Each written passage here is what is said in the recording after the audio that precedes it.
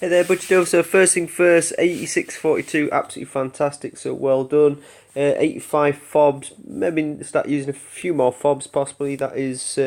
I don't know if that's low or just because you haven't been playing the game too long. Not quite sure on that one. So don't worry either way. I suspect as well going up to your CC7 now. I would be prepared to make the jump to CC8 because then you can start to unlock HIMARS and the F-35s. And so on and so forth, and I think that's pretty much where I would expect you to be very, very soon, and then just halt your growth there, because I think that's probably how I would guide you. It's so difficult to judge this right, but sometimes you can kind of like go upgrade everything in CC7 and then find you'll never use it again, like the M270s and things like that. So maybe get a little bit of work done on your Mantis.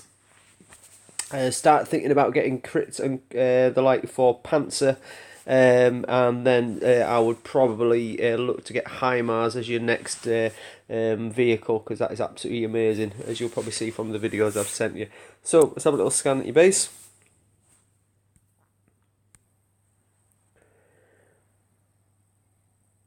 Okay, my initial instinct is that your base is big. The size of the base makes things a little bit more interesting. I mean, the fact that you're grouping your turrets closer in the middle, I think's potentially got good merits. But I'd be tempted to suggest that if you look at the time for the deployment for the airfield, it's actually very, very quick. So I think you can get that outside your base, and I think that would work better. I'd be suggesting that the Mi-28 is the only helicopter you use in your base defence. So you want Mi-28, Mi-28, Mi-28, and I think that would be certainly better. If you look at your own Peacemaker, you potentially got 3 in a row there. Now, what makes that easy to do? If you look at the circle here, here, and here, I can potentially, obviously I'd have to run the risk of the mines, but I could potentially do a straight line attack from kind of here across here, and interest all 3 of those Peacemakers. Meanwhile, I nail you from the back. So just be careful that I'd probably kind of stagger them a little bit more, so it's a bit more interesting to try and take them out. I mean, in terms of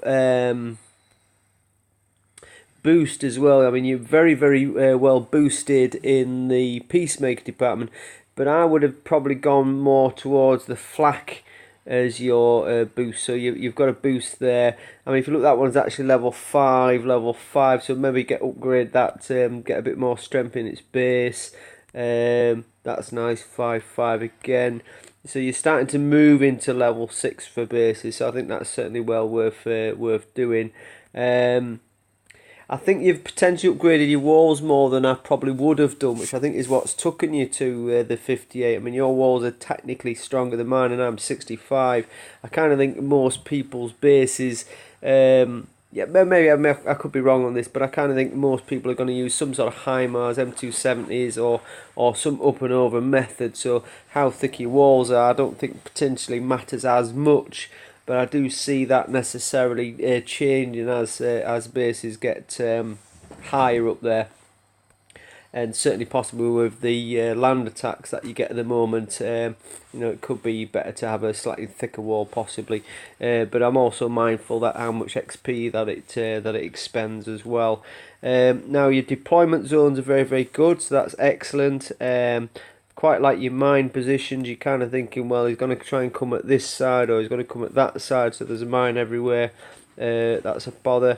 I kind of like the distance you've got on your mines as well, because that does make it a little bit harder for these new land attacks where they're kind of circling your base and obviously taking you out. But also, you're thinking like a gameplay should, where the M270 is HIMARS, GMLRS, that's their path of travel. So it makes it a bit more interesting.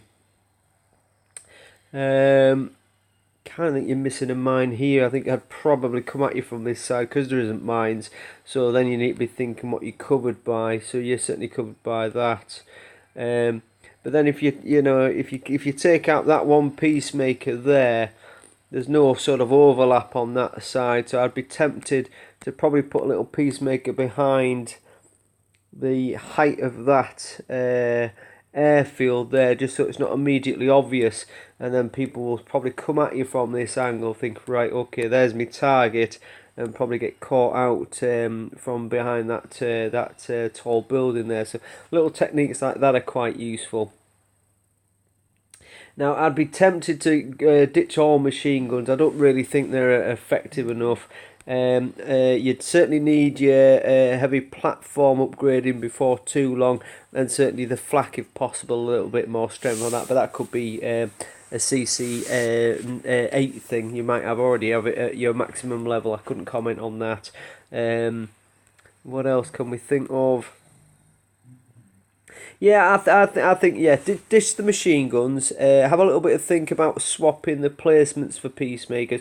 Maybe have them a little bit more random, because the easiest way to combat a peacemaker is A, knowing it's there, but also B, being able to know its range and being able to judge. Now, this drive-by method will pick up potentially all three of those peacemakers, but if they were staggered, you would tend to find that it wouldn't, and it's thinking that sort of way that I'd probably want to get your head around a little bit. So a couple of things to think about then. Do a bit more of a reduced base. Maybe go an extra flak to go with your heavy flak, because if your heavy flak gets taken out, 2 flak maybe not be enough. I would probably certainly keep 1 salvo in there. I think that's excellent. But you've got 2 machine guns there. I think one of them probably could go maybe another salvo and another flak, or possibly even another peacemaker, because if you've got a reasonable amount of flak, the next single biggest concern for any player is the ground attack, isn't it? So if you predominantly flak orientate, people come at you with ground. If you predominantly peacemaker, people will come at you with air. So it's getting that measured balance, so you've got both in there. Now also have a think about your what's in your war factory. So you've got obviously tanks there with red eye most likely, so that's certainly going to be useful. But you could find a mantis in there, will be very, very effective, because what that will do is when people are coming at you with HIMARS and M270s, it shoots a lot of those rounds down. Obviously, as soon as you get to CC8, then you want to be having Panzer in there as well to support the anti-air, and that would be very, very effective. Troops, I think you're probably machine gunners. Snipers would be particularly good as well if you want that, again, that additional sort of air. But going forward, getting them to be Moors or force recon or things along that sort of line makes them very, very effective as well. The Moors are absolute bastards because they take down heavies, but they're not very good against air. But the fact you've got reasonable air in flak speaks volumes really. So to summarise, make the base a little bit smaller potentially. Don't necessarily think the walls are where it's all at, because the walls can be easily got round. Have a little bit of think about that final little bit of a jig of a mine placement, but overall I think you're good on that. Perhaps, like I say, lose the machine guns would be my personal opinion. That said, I mean, they're good against the light vehicles, so maybe you're ahead of the curve on that one. But other than that, there's not too much I could probably guide you to. I think you're doing a cracking job, brother. Alright, my mate, take care.